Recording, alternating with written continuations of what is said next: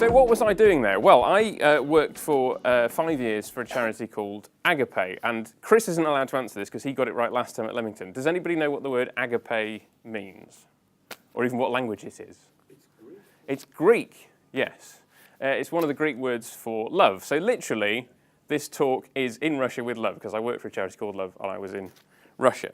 And I'll just give you a brief snatch of their mission statement to give you an idea of what this charity was all about.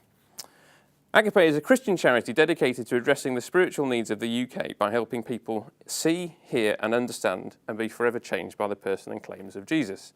So not in Roger's barn, but in my charity. And I realised that I have just broken the unwritten but often spoken rule of not talking about politics and religion. But I think a lot of us are in business because we're a little bit rebellious, so I hope that you will indulge me. And I think that rule is profoundly unhelpful, and I'll illustrate with an Indian parable and my analysis of it. You've probably heard this story. 6 blind men go to visit the Raja's palace. And in the foyer, they come across an elephant. The parable doesn't relate what the elephant's doing in the foyer of the Raja's palace, but and each of them grabs onto a different part of the elephant. One of them grabs onto its leg and says, oh, it's like a tree. Another grabs onto its tail and says, it's like a rope. A third grabs on the side and says, oh, it's like a wall. A fourth is holding onto the ear and says, it's like a fan. A fifth is holding onto the tusk and says, it's like a sword. And the final one is holding onto its trunk and says, it's like a snake. And this ensues an argument because they're all disagreeing about what this thing is. The Raja, awoken by the commotion, comes out into the foyer and says, an elephant is a large animal. And it's a great illustration of the fact that we all have our own perspectives, we all don't have the complete picture, and that when we work together, we have to relate to each other.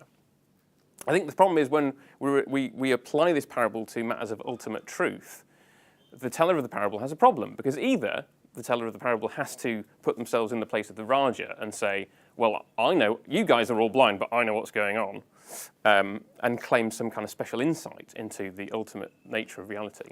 Or they have to say, well, I'm blind just like you, in which case, who's to say that we're all holding on to the elephant? And I think what the parable has done in our society is encouraged us to say, well, you've got your bit of truth, you've got your truth, I've got my truth. In order to sort of live side by side, let's just not talk about it. And I think that's led to a polarisation in society. And I think what's more important is to say, okay, well, I'm holding on to this bit of thing, maybe the leg. I'll sidle round and see if I can join up with your wall. And sometimes that may happen and sometimes that may not. And for me, the bit of the elephant that I'm holding on to says that Jesus is God and Lord. And maybe I'll sidle over to you and it turns out I'm not holding on to the same thing as you at all.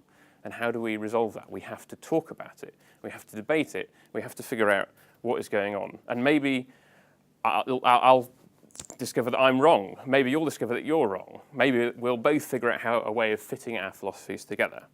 And so that was why I went to Russia. I wanted to go to another country and talk to people there about what it was that they believed and have a chance to share what I believed. That was part 2 of this 4Sight talk. Click here to subscribe. Click here for the previous episode. Click here for a playlist of all the episodes in the series. And click here for my series on YouTube tips for business.